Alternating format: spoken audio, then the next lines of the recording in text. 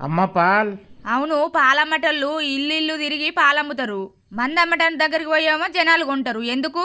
ఎర్రటి ఎండాకాలం ఒక మహిమ గల మనిషి రోడ్డు మీదకి నడుచుకుంటూ వస్తాడటనే. ఆ మనిషికి అడ్డగోలు దూపైందట. పక్కనే ఒక ఆయన పాలు విండుతాడట. అయ్యా అయ్యా దూపైతుంది, కొన్నన్ని పాలు పోయవా అని ఈయన అడిగిండట. ఆయనను పైసలకే పాలు పోతా పుణ్యానికి పోయా అని చెప్పిండట.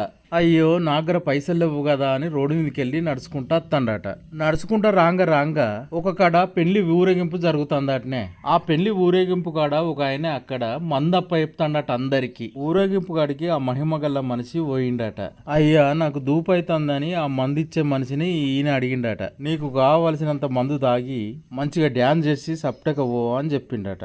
ఆ మహిమగల మనిషి బాగా సంతోషించి ఆ మందును మందిచ్చటాన్ని దీవించిండట. నువ్వు ఎక్కడుంటే అక్కడికి జనాలు వెతుక్కుంటూ వస్తారని దీవించిండట. ఈ పాలమ్మటనను చెప్పించిండట. నీ పాలు